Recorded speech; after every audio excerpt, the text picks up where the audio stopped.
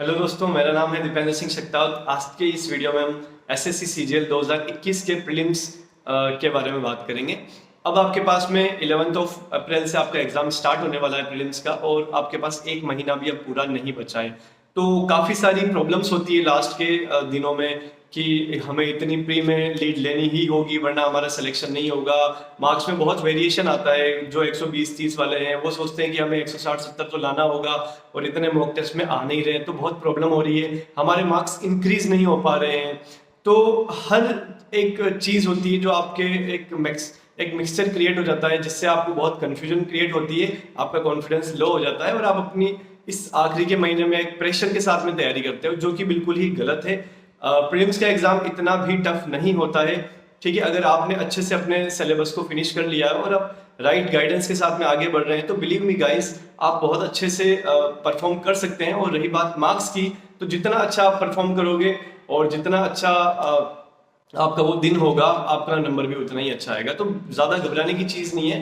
तो कुछ चीज़ें हैं जो मैं आपको बोलना चाहूँगा कि आपको वो चीज़ें बिल्कुल ध्यान रखनी है। एक तो सबसे पहले अपने आप को मार्क्स से कंपेयर नहीं करना है, कि अपने दोस्तों के साथ भी बिल्कुल कंपेयर नहीं करना है। किसी के हो सकता है 160 170 मॉक में इजीली आ रहे हो और आप वहीं पे 130 140 150 पे हो, तो आपको एक प्रेशर क्रिएट होगा कि उसका तो सिलेक्शन पक्का हो जाएगा, मेरा नहीं होगा। तो ऐसा बिल्कुल नहीं है, ठीक है। आप इस चीज़ को बिल्कुल साइड रख दीजिए। अपने लिए कोई भी एक बड़ा टारगेट सेट मत कीजिए कि मुझे कम से कम 170 लाने ही होंगे, मुझे मेरा ये सब्जेक्ट वीक है, मुझे मेंस में मैं इतना नहीं ला पाऊंगा तो प्री में ज़्यादा लेकर आ जाऊँ, है ना। तो इससे क्या होगा ना दोस्तों, कि आपके ऊपर एक प्रेशर क्रिएट हो जाएगा और आप अच्छे से परफॉर्म नहीं कर पाओगे। तो आपको सिर्फ इतना से ध्यान रखना है कि आपने जो अभी तक की तैयारी करी है, आपको उसको बेस्ट यूटिलाइज करना है आपके उस एग्जाम डे के अंदर, और आपको बेस्ट अपना स्कोर अचीव करना है, बस। इसके बाद में आपको जरा सी भी टेंशन लेने की जरूरत नहीं। फिर जो होगा वो मेंस में होगा। जॉब तो आपको मेंस का ही दिलवाएगा नंबर। प्री के नंबर तो जस्ट आपकी पोस्ट और लोकेशन और इन चीज़ों को डिसाइड करने में आपके लिए हेल्पफुल रहेगा। तो आज की बात शुरुआत करते हैं। और मैं ये बोलूँगा कि मैं ये मान के चल रहा हूँ कि अभी तक आपने कम से कम अपना सिलेबस फिनिश कर लिया होगा, और अब उसके बाद हम आगे की बात करेंगे, ठीक है। तो सबसे इंपॉर्टेंट बात आती है मॉक टेस्ट के बारे में। मॉक टेस्ट आपको मुझे नहीं पता आपने पहले कितने लगाए हैं, ऑब्वियसली लगाए ही होंगे, लेकिन कम से कम आपको एक मॉक टेस्ट जरूर लगाना है। और मॉक टेस्ट जितना लगाना जरूरी है, उससे कई गुना ज्यादा जरूरी है उसका अच्छे से रिवीजन करना। क्योंकि मॉक टेस्ट का मतलब यही होता है कि आप अपनी स्टडी को आप यहाँ पर टेस्ट कर रहे हो कि आपको कितना कुछ आता है, कितनी गलतियां कर रहे हो, कितनी चीजें आपसे छूट रही है।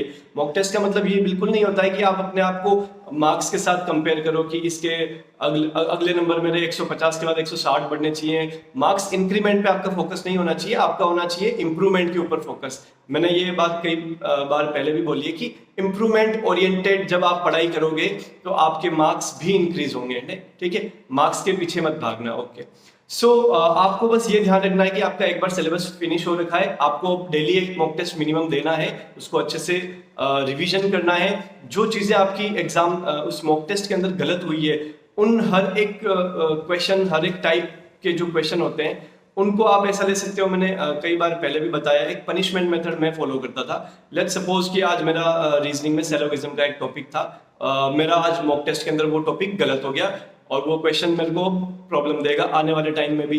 तो मैं क्या करता था कि 10 क्वेश्चन जाके फटाफट से सिलोगिज्म के आज सॉल्व कर लिए। हो सकता है कि अगला दिन जो आएगा मेरा सिलोगिज्म गलत नहीं होगा, मेरा मिसिंग नंबर का टॉपिक गलत हो गया, तो अगले दिन मैं 10 क्वेश्चन उसके सॉल्व कर लूंगा। ये अपने आप को पनिशमेंट दूंगा कि अगर कुछ चीज गलत हो रही है तो मुझे ये इंश्योर करना है कि मैं इसके ऊपर पहले थोड़ी प्रैक्टिस कर लूं और ये इंश्योर करूं कि आगे किसी मॉक टेस्ट में ये मेरी गलती दोबारा से रिपीट ना हो, ठीक है। तो मॉक टेस्ट के लिए आप कम से कम 2 साइट्स का इस्तेमाल कर सकते हैं, कोई भी 2 साइट जो आपको रेलेवेंट और सही लगती है, और आप अच्छे से अपने मॉक टेस्ट को दे दीजिए, ठीक है। फिर आगे बढ़ते हैं। थोड़ा सा मैं सब्जेक्ट वाइज भी बातें कर लेता हूँ यहाँ पर, ठीक है। उससे पहले एक चीज बोल देता हूँ कि अपने एग्जाम के अंदर और अपने मॉक टेस्ट के अंदर एक बहुत इंपॉर्टेंट बात का ध्यान रखना कि आपको एक्यूरेसी के ऊपर सबसे ज्यादा आपको फोकस करना है, ना कि आपको स्पीड के ऊपर। अगर आपकी एक्यूरेसी अच्छी है और आप मॉडरेट स्पीड पर भी चल रहे हो तो बिलीव मी गाइस आपका पेपर अच्छा होगा। लेकिन अगर आप स्पीड के पीछे भागे और आपने एक्यूरेसी में गलतियां कर दी, अगर आपकी एक्यूरेसी कम रह गई तो ये आपके लिए बहुत बड़ा नुकसान साबित हो जाएगा आपके एग्जाम के लिए। ठीक है, तो हाई एक्यूरेसी रखनी है और मॉडरेट स्पीड रखनी है, बाकी टेंशन नहीं लेनी है। और रही बात मॉक टेस्ट की, एक क्रोनोलॉजी होती है, एक ऑर्डर होता है जिसमें मैं अपना मॉक टेस्ट अटेम्प्ट करता था, वो मैं आपके लिए एक अलग से सेपरेट वीडियो बना के और वो मैं डाल दूंगा। लेकिन फिर भी आपको थोड़ा सा हिंट दे देता हूँ कि मैं सबसे पहले रीजनिंग को अटेम्प्ट करता था, फिर मैं जीके और इंग्लिश को अटेम्प्ट करता था और लास्ट में मैं मैथ्स को अटेम्प्ट करता था। अब मैं ये सब क्यों करता था इसका भी पूरा रीजन है मेरे पास में, वो अलग से वीडियो में समझा दूंगा। फिलहाल चलते हैं हम लोग थोड़ा सब्जेक्ट वाइज डिस्क्रिप्शन के ऊपर कि किस किस सब्जेक्ट में आपको कैसे कैसे फोकस करना चाहिए। तो सबसे पहले बात कर लेते हैं हम लोग रीजनिंग की। रीजनिंग की प्रैक्टिस आपके पास में हर एक मॉक टेस्ट में हो ही रही है, डेली के 25 क्वेश्चन आप सॉल्व कर ही रहे हो। मैंने पनिशमेंट मेथड आपको बताया, फॉलो करना है। जो क्वेश्चन गलत हुए हैं उनके 10 क्वेश्चन की मिनिमम आपको प्रैक्टिस करनी है, जो क्वेश्चन छूट गए हैं उनकी भी प्रैक्टिस करनी है आपके पास में। और आपको ये भी देखना है कि कौन सा जो टॉपिक है उस रीजनिंग के अंदर जो आपका जरूरत से ज्यादा समय आपका बर्बाद कर रहा है ना, तो उसकी भी थोड़ी सी प्रैक्टिस करनी है आपको। ठीक है, तो ये रही बात आपके पास में रीजनिंग की। इसके अलावा आपको अगर आपका कोई पर्टिकुलर टॉपिक वीक लगता है तो आप अलग से भी आप उसकी तैयारी कर सकते हो, अलग से भी आप और अलग से क्वेश्चन सॉल्व कर सकते हो। लेकिन मुझे लगता है कि आप अगर रीजनिंग दिन में आधा एक घंटा भी पढ़ लेते हो तो I think more than sufficient है, इससे ज्यादा आपको जरूरत नहीं पड़ेगी। फिर चलते हैं सबसे अच्छे सब्जेक्ट के ऊपर है, वो है मैथ्स का सब्जेक्ट, जिसको लेकर काफी सारे लोगों को डर बना हुआ रहता है। तो मैथ्स के अंदर मैं ये बोलूंगा कि देखो दोस्तों, लास्ट में आपने एक बार अपना सिलेबस तो फिनिश कर ही रखा है, अब आप दोबारा से चाहोगे मैं दोबारा से सिलेबस को पूरा का पूरा सॉल्व करूं, सारे चैप्टर्स को सॉल्व करूं, तो वो पॉसिबल नहीं है। आपको यहाँ थोड़ा सा स्मार्टनेस के साथ में काम करना पड़ेगा। ठीक है, अगर आपने अपना सिलेबस कर रखा है तो मैं ये मान के चलता हूँ कि 60-70% तो आपको बहुत अच्छे से आ गया है। रही बात 30-40%, उसमें आपको थोड़े से प्रॉब्लम्स, थोड़े से डाउट्स वगैरह वो सब कुछ रहता है। तो उसके लिए मैं ये बोलूंगा मॉक टेस्ट तो आप दे ही रहे हो, अच्छे से आप अपनी जितने भी क्वेश्चंस हैं उनको एनालाइज करो, उनकी भी आप वापस से प्रैक्टिस करो। जितने भी अभी तक आपने बुक्स सॉल्व करी है उनमें आपने कुछ बुकमार्क किए होंगे क्वेश्चंस हर चैप्टर के अंदर, हर टाइप के अंदर। उन क्वेश्चंस को आपको कंटिन्यूअसली आपको रिवीजन मोड में रखना है जब तक कि आपका एग्जाम नहीं हो जाता है। तो बुकमार्क क्वेश्चंस करने हैं, प्लस आपको जो आपकी क्लास नोट्स की कॉपी है अगर हो, क्योंकि क्लास नोट्स हम कई बार कर चुके हुए होते हैं तो उसको करने में हमें ज्यादा दिन नहीं लगता। आई थिंक 10-15 दिन के अंदर भी आप अपनी जो सिलेबस की कॉपी है, क्लास नोट्स की कॉपी, आप उसको आराम से फिनिश अप कर सकते हो। ठीक है, इसके अलावा आप पिछले 3 साल के स्पेशली प्रीलिम्स के जो अच्छे अच्छे सेट्स आए थे उनको आप चाहो तो आप सोल्व कर सकते हो। अगर 3 नहीं हो पाता है तो 2 साल कर लो, 2 नहीं हो पाता तो 1 साल ही कर लो। लेकिन प्रीवियस ईयर के जो रिसेंट क्वेश्चन है उनको जरूर सोल्व करके जाना है, क्योंकि वही पैटर्न होगा जो मोस्ट लाइकली आपके इस बार के प्रीलिम्स में भी रिपीट हो सकता है। ठीक है, इसके अलावा मैंने आपको बोला था कि एक्यूरेसी के ऊपर सबसे ज्यादा ध्यान देना है। मैथ्स के अंदर 2 क्वेश्चन छूट जाए चलेगा, लेकिन 2 क्वेश्चन गलत नहीं होने चाहिए। इस मेंटालिटी के साथ में आपको अपना मैथ्स अटेम्प्ट करना है। मैथ्स के भी आपको हर क्वेश्चन के 2 नंबर ही मिलेंगे, रीजनिंग में भी 2 नंबर ही मिलेंगे, जीके इंग्लिश के भी 2 ही मिलेंगे। तो ऐसा कोई नहीं आपको प्राइज मिलने वाला है कि मैथ्स में अगर 25 में से 25 लाओगे तो आपका सिलेक्शन अलग से हो जाएगा। ठीक है, तो ज्यादा फोकस रखना है जो इजी सब्जेक्ट्स हैं, जैसे कि इंग्लिश हो गया, रीजनिंग हो गया, वहां पर आपका टारगेट होना चाहिए मैक्स टू मैक्स आपको मार्क्स लेकर आने हैं। उसके बाद में सेकंड ये होना चाहिए कि आप मैथ्स के अंदर ज्यादा से ज्यादा नंबर लाने की कोशिश करें, और थर्ड पे और फिर आपका होना चाहिए जीके, क्योंकि जीके एक ट्रिकी पार्ट होता है। अगर आपका दिन अच्छा रहा और आपको जो चीजें आती है वही पूछी गई है वहां पर, तो आपके लिए जीके अच्छी हो गई। और कई बार बहुत सारी इजी चीजें होती है लेकिन हमें नहीं पता होता है, तो वो आपका थोड़ा सा लक बेस्ड हो जाता है, तो उसको आप लक के ऊपर छोड़ सकते हो। लेकिन हाँ, ये जो 3 सब्जेक्ट हैं, रीजनिंग, मैथ्स और इंग्लिश, इनको आपको बहुत अच्छे से प्रिपेयर करके जाना है। और मैथ्स में एक बहुत ही बड़ा हवा एक बना रहता है हमेशा डिफिकल्ट क्वेश्चंस का, कि डिफिकल्ट क्वेश्चंस करो, डिफिकल्ट क्वेश्चन करो। एक्चुअल में डिफिकल्ट क्वेश्चन के पीछे भाग भाग के हम लोग इजी और मॉडरेट क्वेश्चंस को भूल जाते हैं, और हम ये भूल जाते हैं कि हमारा जो एक्चुअल सिलेक्शन का बेस क्रिएट होता है वो यहीं से क्रिएट होता है। तो ज्यादा से ज्यादा इजी और मॉडरेट क्वेश्चन के ऊपर फोकस कीजिए, डिफिकल्ट के ऊपर मत भागिए क्वेश्चंस के पीछे, क्योंकि वो एग्जाम में आप कितनी भी प्रैक्टिस कर भी लोगे, थोड़ा सा भी घुमा के आ गया तो आप उस चीज को नहीं कर पाओगे। ठीक है, तो डिफिकल्ट क्वेश्चन का हवा छोड़ दीजिए। फालतू की यूट्यूब पे जो अलग अलग क्वेश्चंस के वीडियो आते रहते हैं, ये वाला क्वेश्चन देखिए, ये वाला, तो उन सब हवाओं से दूर हो जाइए। जितना हो सकता है उतना ऑफलाइन मोड में अपनी तैयारी करिए। किसी से अपने फालतू के मार्क्स शेयर मत कीजिए, अपने माइंड को पॉजिटिव रखिए, अच्छे लोगों के साथ रहिए। ये सबसे ज़्यादा इंपॉर्टेंट होता है इन लास्ट के दिनों में, पढ़ाई के साथ और पढ़ाई के अलावा भी।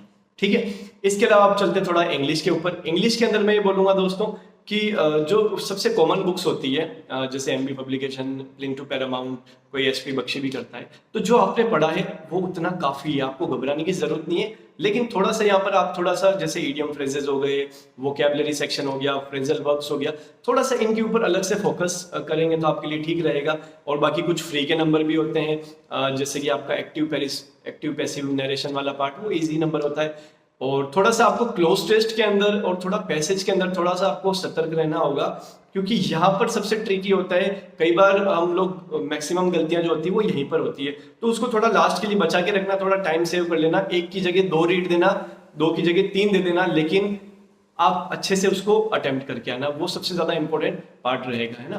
तो वोकैबुलरी और ये इसका मैंने बता दिया। रूल्स का भी कई लोगों को बहुत प्रॉब्लम होता है कि सर रूल्स कैसे रिवाइज करें, जैसे लिंक टू पैरामाउंट से कर रहे हैं तो 16 चैप्टर है उसमें ऑलमोस्ट, तो उनको कैसे रिवाइज करें। तो मैं क्या करता था, मैं वो बता देता हूँ। जैसे कोई भी पर्टिकुलर चैप्टर हो गया, जैसे एडवर्ब का चैप्टर हो गया, अब इसमें बहुत सारे रूल्स हैं ना, उस रूल्स में से मैं ये मान के चलता हूँ कि मेरे को 70% रूल तो याद है, लेकिन 30% में थोड़ा सा कंफ्यूजन रहता है, भूल जाता हूँ, कंफ्यूज हो जाता हूँ।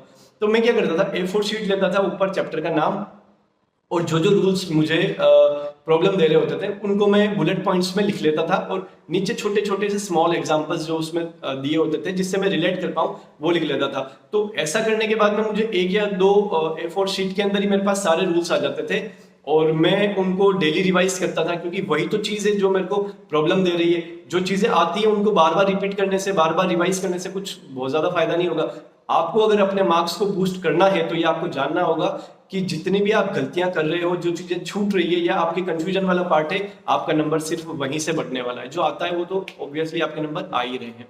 ठीक है, तो ये सारी चीजों का आपको ध्यान रखना है। फिर चलते हैं जीके। जीके को लेकर मैंने ऑलरेडी एक वीडियो बना रखा है, इससे पहले आप अगर वीडियोस में जाकर देखोगे तो काफी कॉम्प्रिहेंसिव वीडियो है। फिर भी मैं थोड़ा सा और आपको बोल देता हूँ कि एक तो मॉक टेस्ट दे रहे हो, आपको उनका कंटिन्यूसली रिवाइज करते रहना है। पिछले 3 से 5 साल के जो आपके क्वेश्चंस आ रखे हैं उनको आपको रिवाइज करना है, प्लस जो इंपॉर्टेंट टॉपिक्स होते हैं जो अक्सर एग्जाम्स में पूछे जाते हैं, जैसे मिसलेनियस फैक्ट्स होते हैं, कुछ स्टैटिक के फैक्ट होते हैं, करंट अफेयर के होते हैं, उनको आपको अच्छे से करना है प्रिपेयर। वो मैंने अलग से वीडियो में डाल रखा है, वो आप वहाँ पे आराम से देख सकते हो। तो इस तरीके से अगर आप अपनी तैयारी करोगे, पॉजिटिव माइंड सेट रखोगे, ठीक है, हर बार लाखों लोग फॉर्म भरते हैं और उन लाखों में ऐसे बहुत सारे हजारों स्टूडेंट्स होते हैं जिनके मॉक टेस्ट में बहुत अच्छे नंबर आते हैं, लेकिन एग्जाम में वो बहुत अच्छा परफॉर्म नहीं कर पाते हैं, क्योंकि वो लोग फ्रस्ट्रेशन, कंफ्यूजन और लैक ऑफ कॉन्फिडेंस की वजह से उनको बहुत सारी प्रॉब्लम्स हो जाती है। तो मैं हमेशा इसी चीज़ के ऊपर ध्यान दे अब हमेशा फोकस करवाता हूँ कि आपकी पढ़ाई का जो पार्ट है वो ऑलमोस्ट 60% है, लेकिन 40% का जो पार्ट है वो आपका माइंडसेट होता है। आप कितने अच्छे से अपने आप को एफिशिएंटली यूटिलाइज कर पाते हो एग्जाम्स के अंदर और अपनी प्रिपरेशन के अंदर, वही आपका सिलेक्शन को डिसाइड करेगा। तो सिर्फ पढ़ाई के पीछे भी मत भागिए, अपने माइंडसेट को बिल्ड करना भी सीखिए। इसको भी प्रिपरेशन की जरूरत होती है, इसको भी यहाँ से गुजरना है। ठीक है, अभी मौसम ऐसा चल रहा है कि हो सकता है आप लोगों को किसी तरह की कोई प्रॉब्लम भी हो जाए हेल्थ को लेकर, तो प्लीज़ हेल्थ का अच्छे से ध्यान रखिए, अच्छा खाइए पीजिए, एक्सरसाइज कीजिए, खुश रहिए और अपनी तैयारी कीजिए। और डेली अपने माइंड को एक थॉट फीड कीजिए कि इस बार मेरा सिलेक्शन पक्का होगा, मैं बिल्कुल राइट डायरेक्शन में हूँ और सही तरीके से मैं पढ़ाई कर रहा हूँ, बिल्कुल पॉजिटिव हूँ। एक जैसे स्टॉक मार्केट्स में होता है बुल, तो बुल की तरह से आप बन जाइए कि मेरा इस बार सिलेक्शन कोई नहीं रोक सकता है, तभी आपका सिलेक्शन के चांसेस जो होंगे वो काफ़ी बढ़ जाएंगे। सो आई थिंक दोस्तों मैंने सारे के सारे टॉपिक्स, सारी बातों को मैंने यहाँ पे कवर अप किया है। इसके अलावा भी अगर आपका कोई प्रीलिम्स को लेकर डाउट है तो आप प्लीज़ यहाँ पर मुझे बता सकते हैं। और एक चीज़ और सबसे इम्पोर्टेंट कि पढ़ाई को लेकर बहुत ज़्यादा आप इन्वॉल्व मत हो जाना, ठीक है। ऐसा नहीं है कि अब एग्जाम्स के लिए ज़्यादा दिन नहीं है तो मैं 15-15 घंटे पढ़ रहा हूँ, 16-16 घंटे पढ़ रहा हूँ, ये गलती बिल्कुल मत करना। अगर मैं बात करूं तो max to max 9 to 10 hours more than sufficient होते हैं। अगर आप 8 से 9 घंटे भी अच्छे से पढ़ लेते हैं तो मोर देन सफिशिएंट है। इसके बाद जो भी आप पढ़ाई करते हो वो आप जस्ट अपने आप को गलत डायरेक्शन में दे रहे हो, वो आपका प्रोडक्टिव टाइम ही नहीं है, आप उसको वेस्ट कर रहे हो। और अगर आप ये चीज़ कंटिन्यू करोगे तो आपके अंदर एक डिप्रेशन सा क्रिएट हो जाएगा। तो प्लीज़ ऐसा ना करें, 15 घंटे, 14 घंटे, 12 घंटे के चक्कर में ना पढ़े। मैक्स लास्ट लिमिट है 8 से 9 घंटे की, इससे ज़्यादा ज़रूरत नहीं है आपको पढ़ने की। और इसी के साथ आज की इस वीडियो को ख़त्म करता हूँ। आई होप आपको ये अच्छा लगा होगा, तो अगर अच्छा लगा है तो प्लीज़ इसे लाइक करें, कमेंट्स करें अपने जो भी आपके ओपिनियंस हैं, और चैनल को सब्सक्राइब करें। Thank you so much and best of luck.